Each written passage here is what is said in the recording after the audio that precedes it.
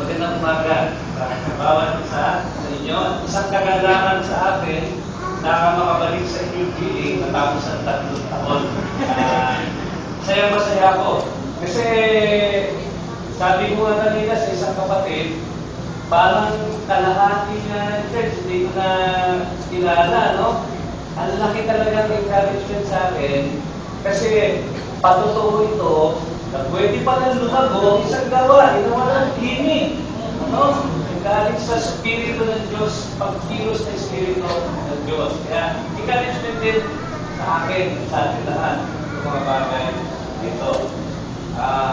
Bago ang lahat, manalangin muna tayo at pilingan natin ang tulong ng Panginoon sa ating pag-aaral. Salamat po, Panginoon, sa umagang ito na maaaring ipahayag at pakinggan yung salita ng may kalayaan. Salamat at maaaring kami makatanggap ng tulong ng inyong Espiritu upang maipahayag ito ng malinaw, mailayo sa pangalian at mapakinggan na siyang isa sa puso at isa sa gawa. Ito'y dahil sa tulong lamang ninyo. Kaya pinihiling namin ang tulong na yun. Naway maging pakinabang para sa amin lahat. Ito'y salita na aming pakikinggan. Kayo na mismo mausap. Naway piling nyo ang siyang manilig namin.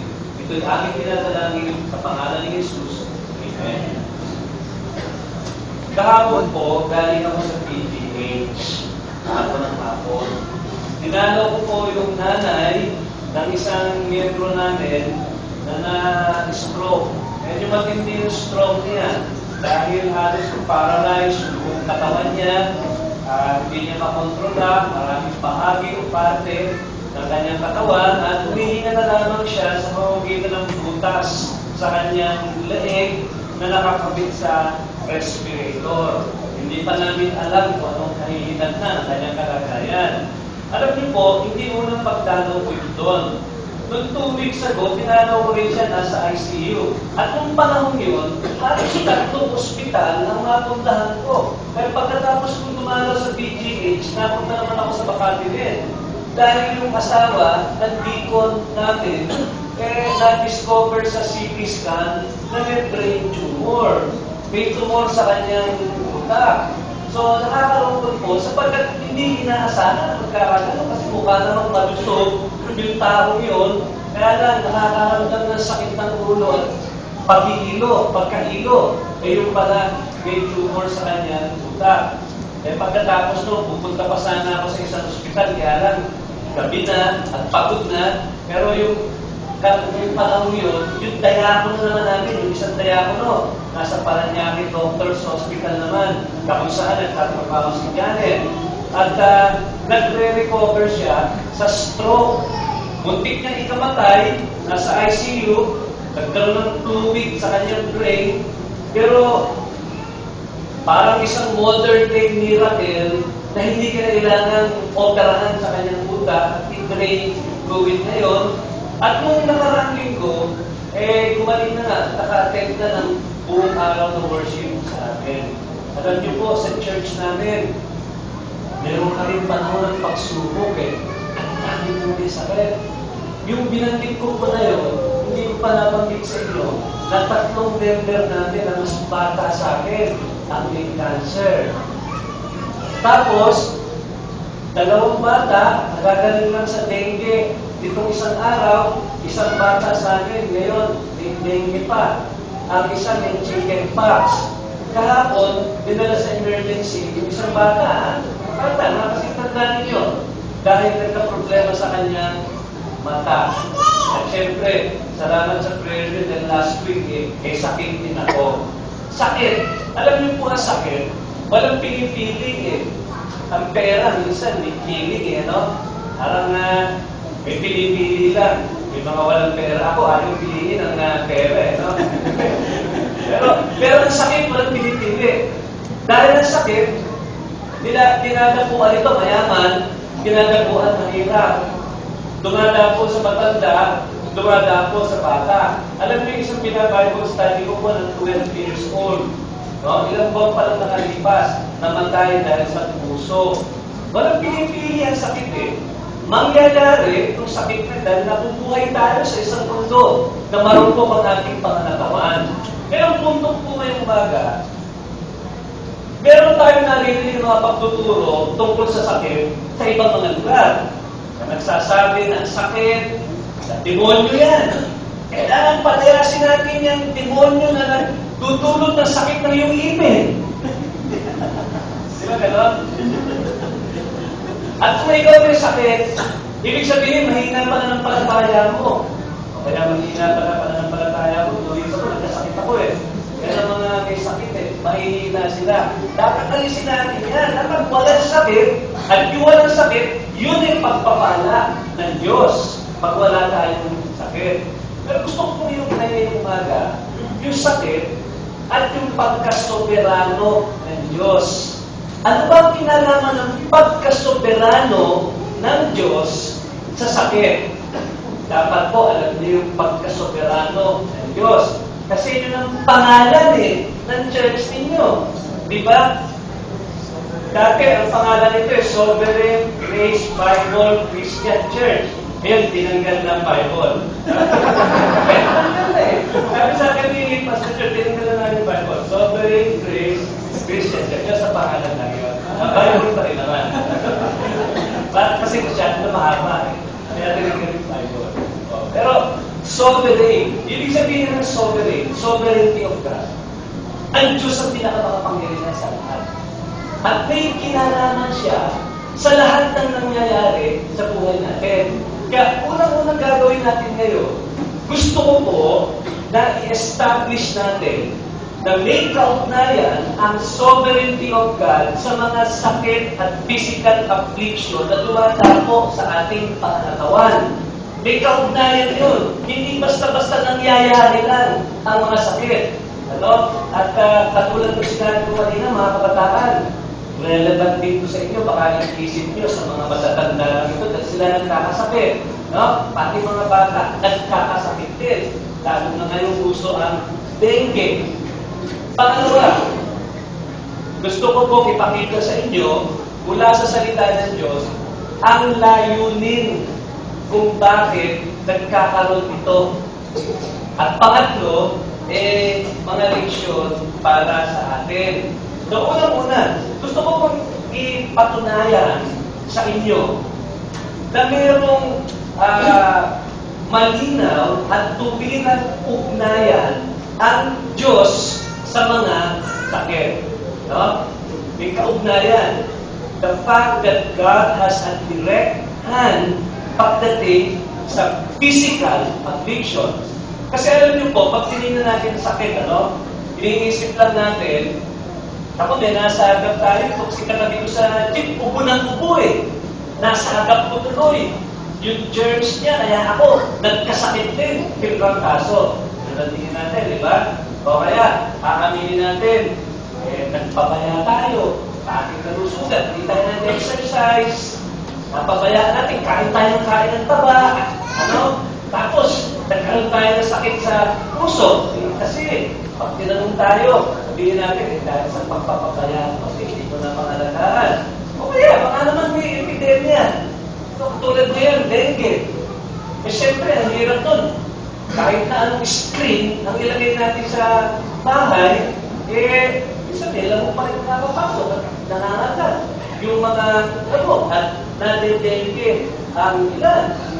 O baka naman ang tingin natin, especially mga seniors dito, na sabi natin, tumatanda na tayo, alam nyo, talagang nanangapon tayo ng sakit pagka tumatanda na Maraming dahilan pwede tayo ibigay sa mga sakit. Baka kasabihin natin, mana, magulang. O kaya, baka nagpa-basketball kayo. Di mga nagpa-basketball dito, na-injure kayo sa basketball. O, nagkasakit kayo dahil sa injury na yun. Yan ang karaniwang binibigay natin na dahilan para sa katunayan ng mga sakit sa ating pangangatawan. Pero alam po ninyo, tinuturo ng salita ng Diyos na ano man ang dahilan na nakikita natin dito sa larangan ng ating sanlibutan, makikita natin na lahat po na nangyayari sa ating katawan, yung mga sakit na nasasagap natin at nararanasan natin, ang ultimate cause po nito o pinanggagalingan ay ang pagkasoberano ng Diyos. God's sovereignty. Sa makatuwid, kung hindi pinahintulutan ng Diyos, dadapuan tayo ng sakit na yon, hindi mangyayari. Hindi mangyayari. Dahil naniniwala tayo na soberano ang Diyos at walang nangyayari sa ating buhay o sa mundo man kung hindi ito pinahintulutan at pinlano ng Diyos. Yun ang ibig sabihin ng sovereignty. Walang nangyayari sa labas ng plano ng Diyos. Walang nangyayari sa labas ng kapangyarihan ng Diyos. Kung may nangyayari man sa bawat araw na dumadaan, yan ay bahagi ng plano ng Diyos. Kaya lahat ng nangyayari sa inyo, whether pagpapala, o karamdaman, kapansanan, o kahinaan, sa plano ng Diyos yun. Yun ang ibig sabihin ng sovereignty. Ngayon, gusto kong tunghayan natin ang ilang talata para patunayan ko sa inyo na ang sakit ay galing sa Diyos. Tingnan natin ha, unang-una. Exodus 4:11. Exodus 4:11.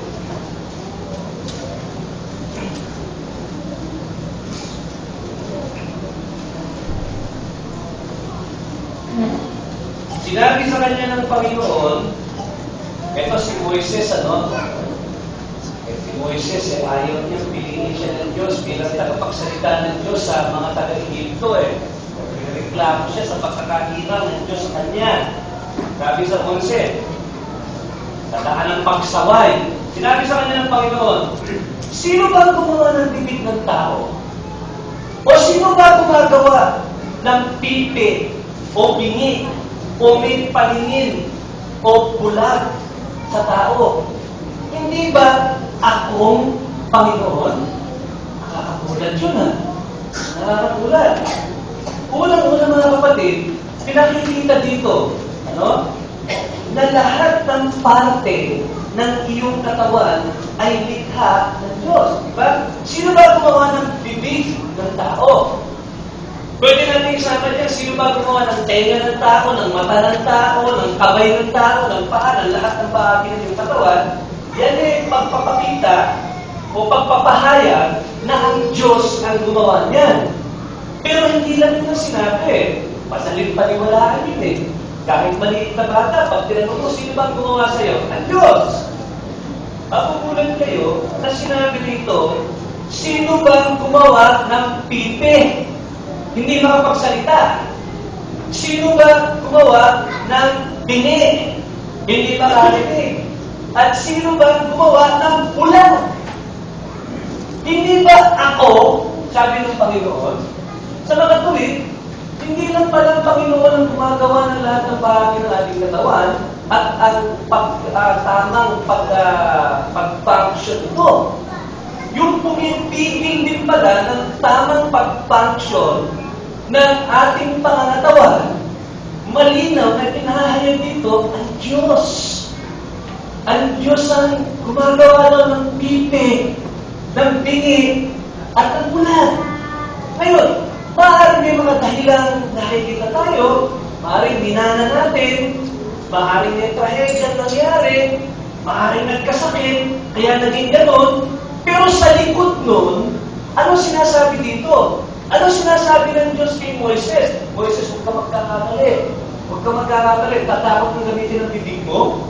Ako gumawa niyan. At kaya mong alisin ang function niya na ikaw mapipi at di ka makapagsalita. O ngayon, ang pagiging pipi, bulag at bingi sa atin, sakit yun. May mga hindi gumagaling sa mga sakit na gano'n. Malaman natin ngayon, sabi ng Panginoon, galing ito sa kanya. Ang hirap na nilalaan, no? Kaya lang, di mo manay mo Tagalog yun. Hindi ba ako ang gumawa niyan? O, di ba? Ang hirap O, ngayon, kasi gusto ng Diyos, itaas ni Moises yung pananaw niya tungkol sa kanya God is in control. Narinig natin kay James kanina. First Samuel, unang Samuel, 1,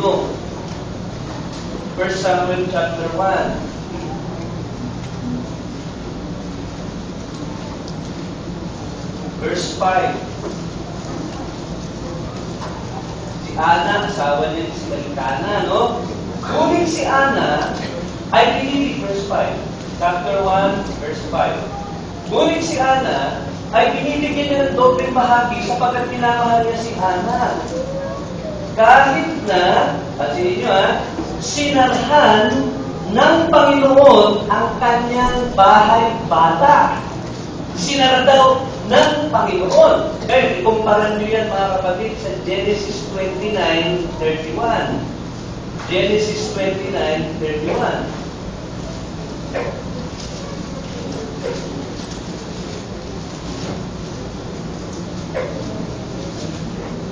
Nang makita ng Panginoon na si Leah ay tinapuotan, binuksan niya ang kanyang bahay bata. Subalit si Raquel ay baog. Nakita mo ba niyo? Isinara niya yung bahay bata ni Ana, binuksan niya yung bahay bata ni Raquel, ni Leah. Eh, ano ba ibig sabihin nun? Ibig sabihin nun, pinahintulutan niya na magkaanak si Leah, hindi niya naging kalooban na magkaanak si Ana sa panahon yun. Paano ba nagkakaanak? Alam mo kung paano nagkakaanak? Nagkikita yung dalawang cell ng katawan. No? Sperm cell at saka egg cell. Pag nagkita yung sperm cell at saka egg cell, nagsasama yun, at mula doon, kayo nagsimula. Nagsimula lang kayo sa dalawang cell na nagkita. No? Egg cell at sperm cell.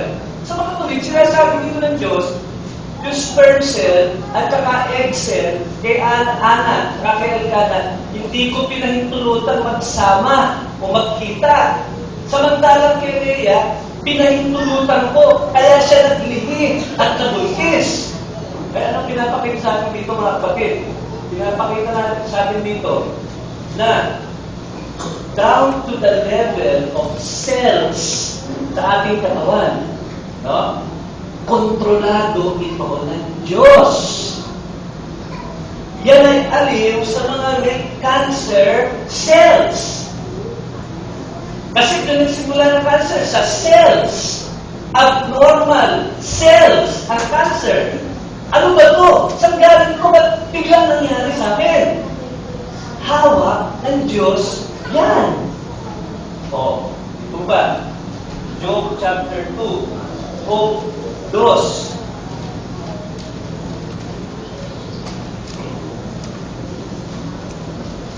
Verse 7 to 10. Ate, ano na lang? Verse 10 na lang. Verse 10. Job 2:10. Ngunit sinabi niya sa kanya, yung sinabi ni Job sa asawa niya, kasi sabi ng asawa niya, ano ba? Sumpain mo na Diyos, mamatay ka na. Kasi may sakit si Job eh. No? May sakit siya. Ang dami niyang pigsa sa katawan, ano? Di ba, nakalagay sa 7. Dilagyan si Job ng mga nakakapandiring bukol mula sa talampakan ng kanyang paa hanggang sa puyo ng kanyang ulo. Ako, napakabigat. Mula sa paa hanggang ulo, punong-puno ng bukol, na makati, masakit. No? Sabi sa 7, si Satanas ang nagdulot nito. Talata 10.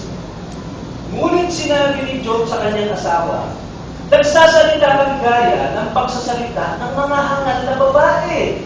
Tatanggap lang ba tayo ng mabuti sa kamay ng Diyos at hindi tayo tatanggap ng masama sa kamay ng Diyos? Guro, kung tayo sabihin siguro natin, teka muna Job, bakit mo sinabi na tatanggap ng masama galing sa Diyos? Si Satanas ang nagbigay sa inyo yan eh. Hindi naman ng Diyos Pamumusong yan. Pamumusong yan. Sinasabi mo na yung sakit na dinadanas mo na nakakabigay ng pagturusa sa iyong katawan, Sinasabi mo na galing yun sa Diyos. Masamang probidensya na dumating sa'yo. Kasalanan ng Diyos, ingatan mo, bila mo. Ang mga sakit galing sa demonyo yan. Kaya mga kapatid, totoo naman na isa pa lang kasangkapan ng demonyo para panghinain ang ating pagtitiwala sa Diyos ay pagbibigay ng sakit. Meron talaga sakit na sa demonyo nanggaling sa pahintulot ng Diyos. Para magduda tayo sa pag-ibig ng Diyos, mawalan tayo ng tiwala sa Diyos. Pero pansinin nyo, sinabi sa verse 10, uli bahagi. No, tingnan nyo. Sa lahat ng ito, hindi nagkasala si Job sa pamamagitan ng kanyang mga labi. Sa mga tuwid, hindi nagkamali si Job nung sinabi niya, tatanggap pa tayo ng mabuti sa Diyos kasi hindi tayo tatanggap ng masama sa Diyos. May mga masasamang pangyayari pala na sabi dito, ang Diyos ay may akta. Ngayon, hindi yung kasalanan. No? Masamang probidensya na nangyari. Sakit. Galing daw sa Diyos. Kung nakikita niyo ba, mga kapatid, sa talata na lang, Psalm 139, awit 139, sa unang bahagi. Unang bahagi, talata na lang. First, ang ganda po dito eh. Pansinin nyo 13. Ganda nito, tungkol sa atin ito sapagkat hinubog mo ang aking mga nasa loob na bahagi ng ating katawan. At sa bahay bata ng aking ina, ako'y iyong hinabi. Ang ganda ng sinabi, hinabi daw. Parang nananahin ng damit, ng kumot, no? Hinabi ka tayo. Ako'y magpapasalamat sa iyo sapagkat ang pagkagawa sa akin ay kakilakilabot at kamangha-mangha. Ang iyong mga gawa ay kahanga-hanga at iyon ay nalalaman mabuti ng aking kaluluwa. Ang katawan ko'y hindi nakapugoy sa iyo ng ako'y lihim na ginagawa, mahusay na binuo sa kalaliman ng lupa. Nakita ng iyong mga mata ang aking wala pang anyong sangkap. At sa inyong aklat, bawat isa sa mga iyon ay nakasulat. Pansinin nyo rin ang mga araw na sa akin ay itinakda ng wala pang anuman sa kanila. Alam ng Diyos kung gano'ng haba ang buhay natin dito sa lupa.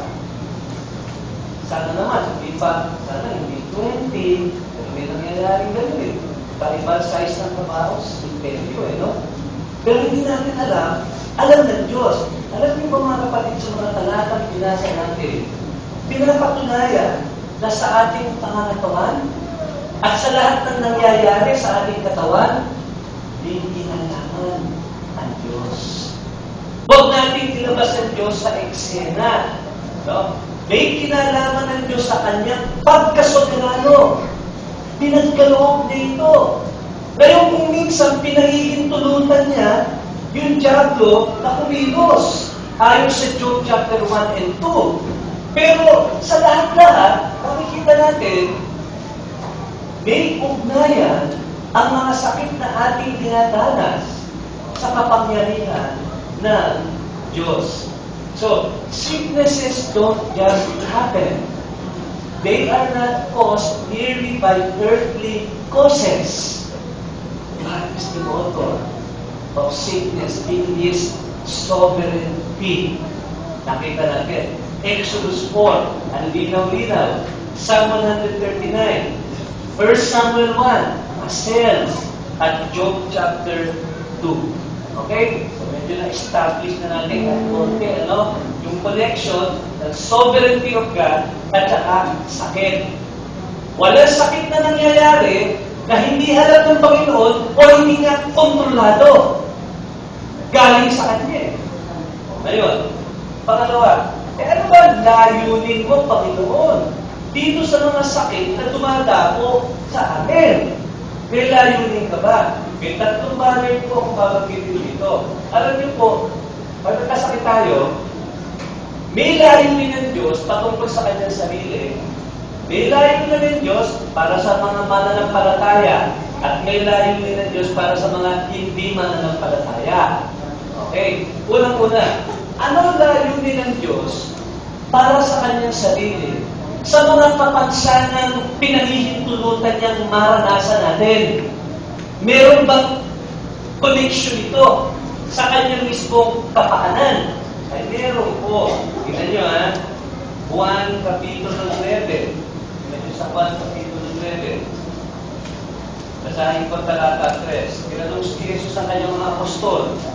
Sa verse 2, Rabay, sino ba nagkasala? Kasi merong bulag Bulag magmula nung siya pinanganak. Bulag na siya. May sakit. Sabi ng mga alagad, Rabay, sino ba nagkasala? Itong tao ito o ang kanyang mga magulang kaya siya pinanganak ng bulag? Alam niyo naman itong mga apostol, napakagaspang. Napakagaspang.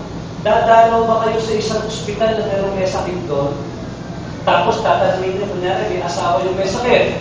Tatanungin niyo yung asawa, misis, ano na kasalanan ginawa nito kaya nagkaganyan? Sino ba nagkasala? Siya o magulang niya kaya nagkaganyan niya? Pero iniisip natin gano'n Diba pag nagkasakit, hindi ginawa masama yun. Kaya nagkasakit yun. Alam niyo, sinaway ni Jesus yung kanyang mga apostol. Sabi niyo sa talata 10. Hindi dahil sa ang tao ito yung nagkasala o ang kanyang mga magulang yan. Hindi yan importante yun. Hindi yan importante. Kundi upang mahayag sa kanya ang mga gawa ng Diyos. Sa makatuwid, kaluwalhatian ng Diyos. Ang dahilan. May naluwalhati ba Diyos doon? Oo, tingnan nyo sa talata 31. Nung gumaling na yung bulag, tapos in-interview siya ng mga Pariseo. Anong sabi niya? Alam natin, 32 pala, buhat ng magsimula ang sanlibutan. Sabi dito sa mga Pariseo, tanong kung paano siya gumaling. Di ba paniwala Buhat ng magsimula sa sanlibutan, hindi narinig kailanman na binuksan ng sinuman ng mga mata ng isang tao pinanganak na bulag. Kung ang tao nito hindi galing sa Diyos, hindi siya makagagamot ng ganon.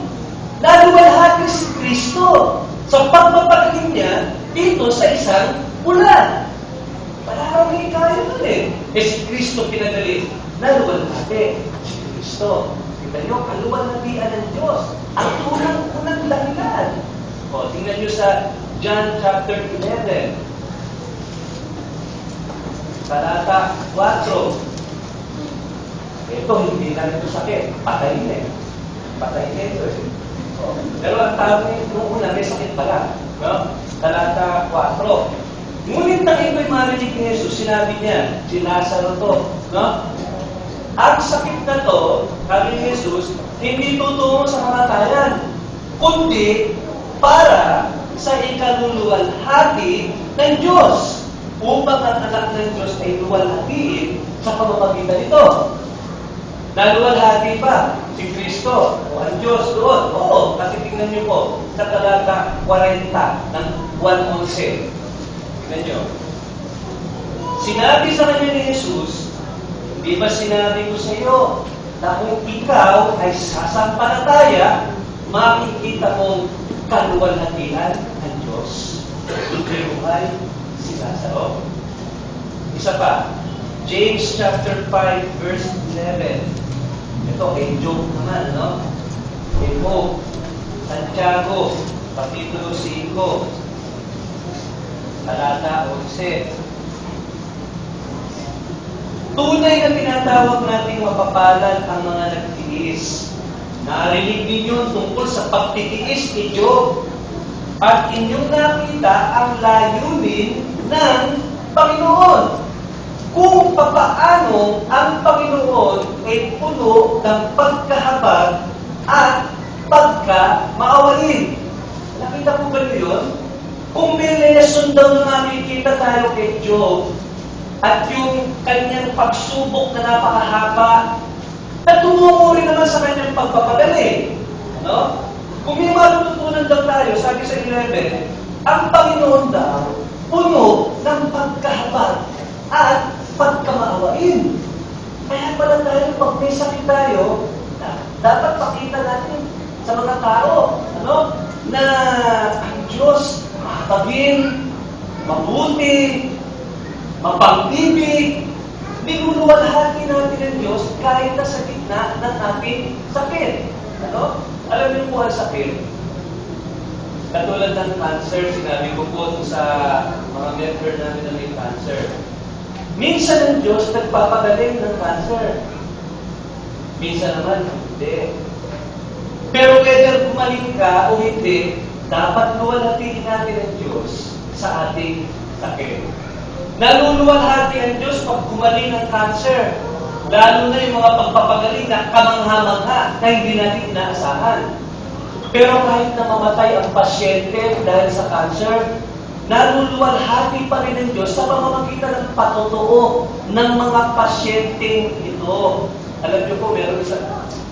Yung sinabi ko sa inyo kanina, tatlong may cancer sa amin. Dati yung 5. Yung 2, namatay na eh. Pero alam niyo, bago sila namatay, yung nakaratay na lang sila sa kanilang higaan, yung kanilang patotoo, talagang lumuluwalhati sa Diyos. Wala kayong marinig na nagre-reklamo. Ang marinig nyo, Pastor, tinutukso ako ng demonyo na magduda sa katotohanan ng may langit. Tinutukso ko. Pero kumakapit ako kay Kristo sa gitna nito mga bulong na ito ng kaaway na hindi totoo itong mga pinag-aaralan natin. Dahil pag namatay tayo, parang mawawala na lang tayo. Walang pag-asa ng langit. Wala yun. Hindi yan totoo. Yung mga tinutok sa iyo, matakot ka na. Pero kumakapit ko rin ako sa Panginoon. Hindi ako nagre-reklamo katulad ng mga iba. So, kahit na hindi gumaling, kahit na itinagda ng Panginoon na kunin ang buhay ng isang may sakit, naluluwalhati ang Diyos sa patotoo ng isang nakahiga sa kama.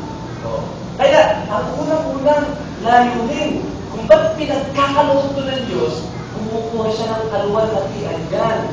Romans 11:36, for of Him, and through Him, and to Him, para sa Kanya, are all things. Kasama rin mga sakit. To Him be the glory forever and ever. Amen.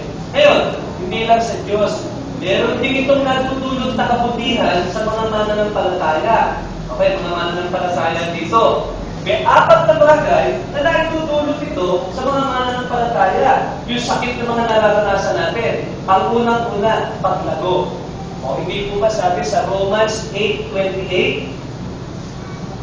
Lahat daw, of God causes all things to work together for good to those who love Him and are called according to His purpose. Isa mali ang pag-quote ng mga Kristiyano sa nila. All things work together for good. Hindi po. Hindi all things work together for good. God causes all things to work together for good.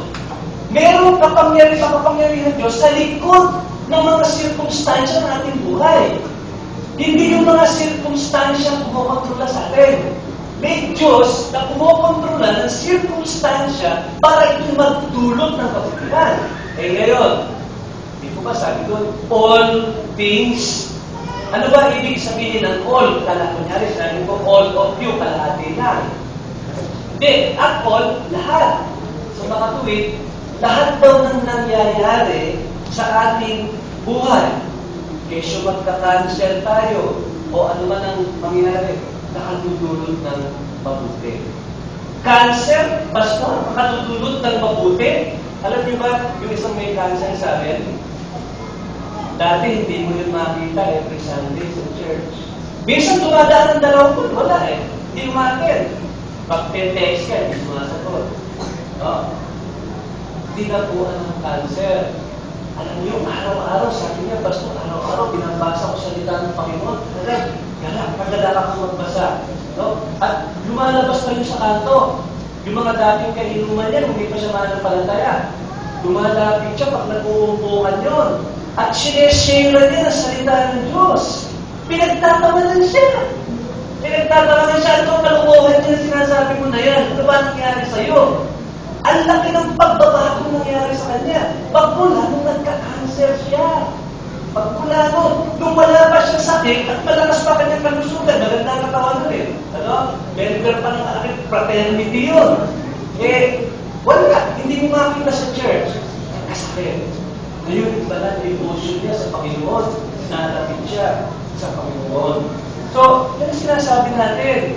Ginagamit mo sa Panginoon yung sakit sa ating paglago. Minsan yung malusog nga na tao, yung hayabang ang lakas ko, ang makakatalo sa atin. No? Ang talas ng isip ko. Kailangan ipapatayin ng Diyos. Ginagamit ko sa akin minsan. No? Pangalawa, hindi lang spiritual growth. Pero yung sinasabi ko, chastisement and humbling. Alam niyo po, 2 weeks ago, 2 weeks na rin, 3 weeks, yung dapat magsalita ako dito, ibang kaso ako, tagal ko nang hindi tinatang kaso At tagal ko nang hindi na emergency dahil sa higa. Sige naman ako yung higa. Bilang pumasok yung higa, Hiling ko talaga, pinabata lang ako ng Panginoon buti na lang sa amin, pag nasa bahay, hindi pa mag-worship, kasi nalala yung stream namin, yung worship, pero hindi naman dahilan yun para hindi umaten. Kung hindi talaga kaya, umaten, pwede manood ka na lang sa computer, ng worship service, pakikanta, Pero syempre, iba yung nandito na live Isa nanonood ka lang ng gano'n sa computer. Hiling ko, ginambol talaga ako ng Panginoon. Pinapaa talaga. Wala kang magawa Pag nakahiga ka lang, sa kama. Pero ginagamit pa lang ng Panginoon yun para i-humble tayo. Di ba si Jacob, natandaan nyo? Nakipag-wrestling pa siya. Ibig sabihin, malakas siya Ano naging resulta ng wrestling na yun sa Panginoon? Ipilay-pilay siya. Pagkatapos, paalala yung Job, hindi ka malakas mas malakas sa iyo Panginoon. Huwag kang makipaglaban sa Panginoon, mas malakas sa iyo. Palatandaan, kahinaan. Si Apostol Pablo, naalala nyo? Di ba? Sabi, ano nga ba yun? Meron siyang tinig sa laman. Tinig sa giliran. Tinig sa laman. Nag-pray siya, Lord. Tanggalin mo itong tinig na to. Sabi kasi ng iba, sakit daw yun Baka daw may kahinaan si Pablo. Tanggalin mo to, Lord. Hindi lang isang beses siya nanalangin. Ano yung sabi ng Panginoon? Hindi sinabi ng Panginoon, tatanggalin mo yan. Paul, nanalangin ka 3 beses. Tatanggalin mo yan. Okay. Ang sabi, Paul, hayaan mo, sa kahinaan mo, magpapahayag ang kalakasan ng Panginoon. My grace is sufficient for you. Hindi sinabi, ito kunin mong gamot para gumaling yan. Hindi. Yung biyaya ko sapat sa iyo, na sa iyong kahinaan, makikita ang kapangyarihan ko. Gusto ng Diyos, minsan, naibaba tayo para maghina talaga tayo Para siyang maluwalhati, hindi yung kalakasan, kalusugan natin. Pero chastisement. Luke 1:20. Lucas 1:20. Huwag na yung Lucas 1:20. For the sake of time. 1 Corinthians 11 na lang. 1 Corinthians 11. Para mag-overtime tayo. Isa ko na. 1 Corinthians 11. Tignan niyo po ang 30 hanggang 32. Dahil dito, marami sa inyo ang mahihina at may mga sakit. Nakita niyo? Sa Corinth, marami daw ang mahihina at mga may sakit at ang ilan namatay na. Subalit kung hinahatulan natin ang ating sarili, hindi tayo mahahatulan. Yung mga iba nagpapabaya sa sarili, aatin ng worship, aatin ng Lord's Supper, ang isip wala doon, hindi ginagalang ang Diyos, tumarating ang Diyos na may pagpapalo. Kahatulan ang tawag dito. Pero yun ang pagkakaintindi natin, ang pagpapalo sa mananampalataya. Kaya daw nagkasakit. Kaya nang hina. Kawawa naman iba, namatay. Kaya ginagamit din pala ang sakit para itama ang ating landas ng Panginoon. Baka nalilihis na tayo ng landas. Baka yung paglilihis na yun, hindi magandang pag-aalaga ng ating katawan. O baka may kasalanan tayong ginagawa. Ginagamit ng Diyos yung sakit para ibalik tayo sa tamang daan. Pangatlo, fellowship in the sufferings of Christ. Hindi lang sa paglago, Hindi lang sa pagpalo, kundi pakikisa sa pagdurusa ng Kristo. Tingnan po niyo Filipos 1:29. Filipos 3 pala, 3 Gs.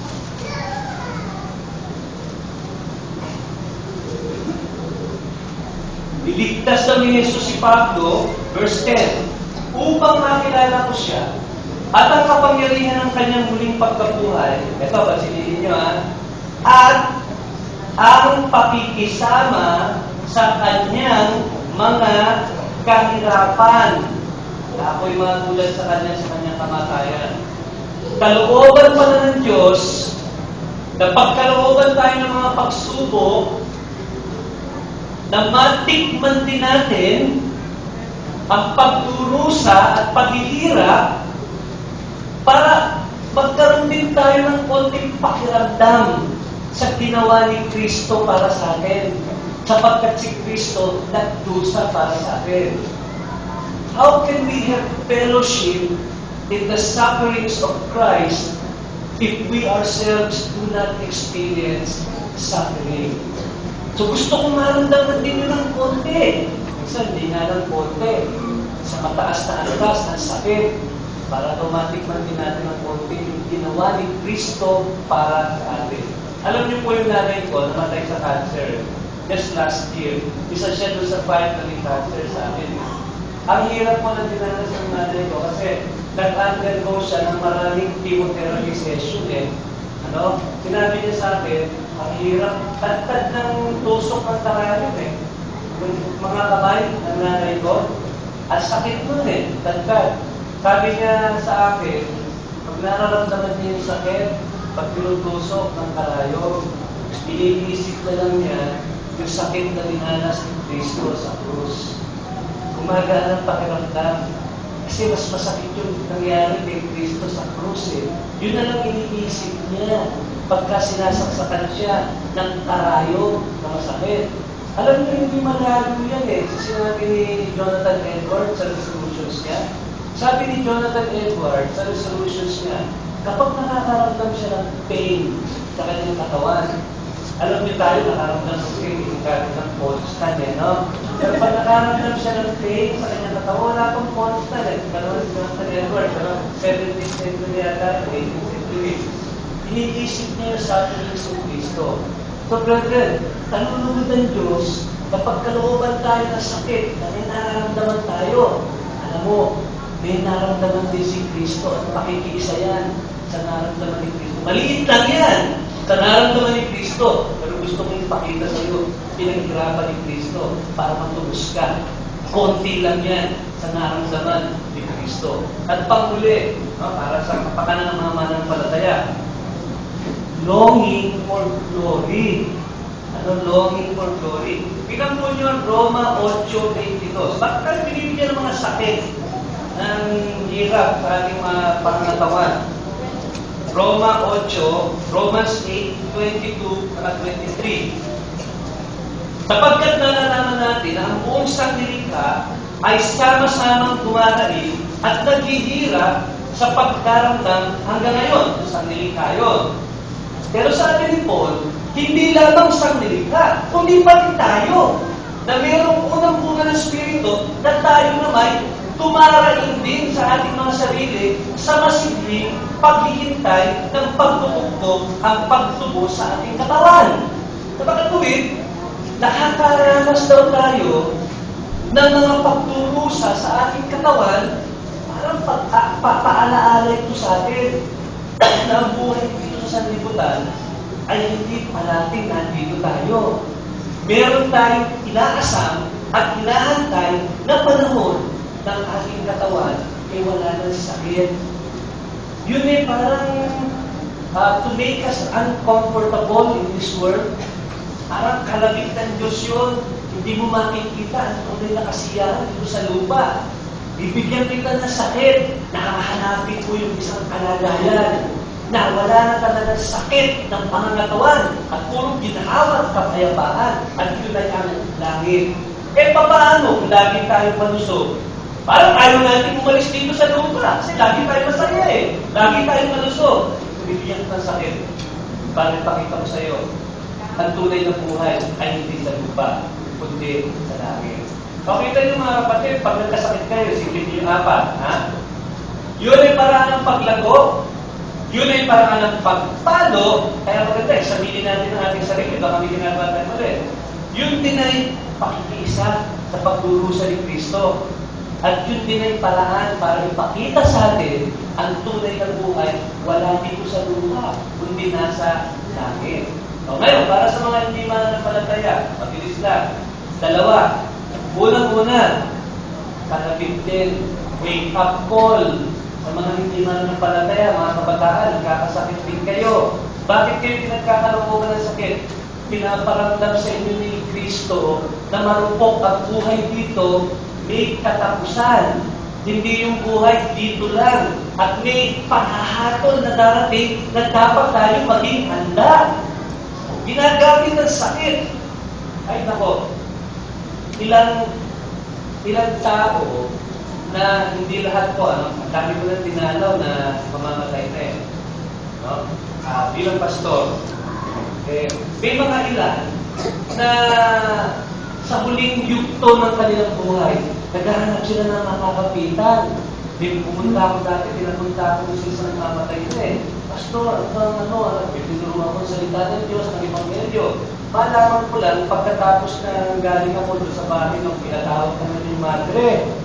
Sumunod, pinatawag naman yung pare. Naghahanap lang talaga ng aliw. Pero meron naman, mga naligtas, bago bawian ng buhay. Ito nga, ipinagtahan ko kahapon eh. Bukang naligtas ito eh.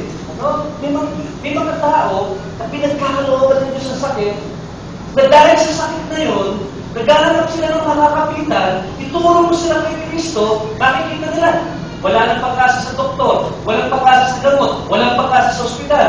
Kay Kristo wala lapit. Dahil ligtas. Palagay ko, ganun nangyayari sa tatay ko. Ano ba yung father ko? Ngayon taon lang namatay. Magkasunod namatay magulang ko eh. Wala na akong magulang eh. Yung tatay ko, pagka sinera mo ng gospel yun, pagtatawanan ka at bibirungin ka. Hindi yun nakikinig. Pag sinera mo ng gospel yun, babaguhin niya ang paksa. Dinalaw ko sa Mindanao. Kasi umuwi na ng Mindanao. Gusto niya doon eh. Dinalaw ko sa Mindanao. Yung uli natin pag-uusap, nung bring out ko yung gospel at si Kristo, tumatawag siya. Panihingin ba topic? Ganun. Bakit ang pagbabago ah? Pagkatapos nakikinig siya. Alam mo ba ginawa ni Kristo sa krus? Yung lumatay para sa mga makasalanan. Ay, hindi mo ma-relieve sa kanya yung dati. Kaya nga, na-encourage ako. Meron din palang bunga yung halos araw-araw na panalangin ng aming pamilya para sa kaligtasan ng aking ama. Mukhang kumikilos ang Diyos hanggang sa huli na nakaratay siya doon sa kama, sa ospital, tumatango siya. Pagka Kristo at ang Ebanghelyo ang siyang ibinubulong sa kanya. Pero siyempre, hindi naman ako ang Diyos. Pero mukhang naligtas yung tatay ko doon sa bandang huli. Ang point ko lang, mga kapatid, ginagamit na Diyos sa sakit. Pero huwag niyong antayin na magkasakit kayo. Bago kayo naman pagkalit sa Diyos. Baka naman, wala pa naman ako sa sige, bahala kayo. Pag hindi kayo mapuntahan ni Pastor George, patay kayo ngayon. Hindi ba kayo maganda? Pero ginagamit na Diyos sa sakit. Pero alam niyo, pagpatuloy niyong tigasan ang inyong puso. At hindi pa rin kayo magsisi kahit kinakalapit kayo ng Diyos kung magiging ng sakit. Matakot sa kayo. Kasi ginagamit din ang sakit ng Diyos bilang pagkakatol. Kilala ba niyo si Ananias at si Sapphira? Alam niyo, nagkasala sila. Hindi nagustuhan ng Diyos. Hindi nagustuhan ng Diyos? Pagsisinungaling lang yun, ha? Nagsinungaling sila sa harapan ng mga tao, sa church. Biglang tumulanta. Tumatasawang to. Hindi naman sabay, nauna si Ananias, yung lalaki. Tapos sunod yung babae. Kung from a medical point of view, ano kaya sasabihin ng doktor? Siguro na stroke. Mental. Tinatake sa puso. Stroke. Biglang nag-collapse eh. Biglang nag-collapse, kaya kung na-arrival sa ospital. Hindi ganun eh. Pero, ang kwento sa atin sa mga gawa kapitulo 5, pagkahatol ng Diyos. O mga kabataan, mga wala pa kay Kristo, huwag kayong maghantay doon sa sakit na magiging pagkahatol na pala ng Diyos sa inyo. Kaya nga sabi ko sa inyo, huwag na kayong maghantay ng sakit. Ngayon pa lang, manampalataya na kayo kay Kristo. Na kung magkasakit man kayo o hindi, magkanser man kayo o hindi, nasa mabuti kayong kamay. At ang pag-asa ng buhay na walang hanggan ay sa inyo. Hindi ko nababanggitin yung ulit part, ano? Kasi may mga application na lang ako for the sake of time. Okay? Magpapakasa tayo sa panalangin ngayon. Panalangin po tayo. Salamat po, Panginoon, at binigyan niyo kami ng suliyak sa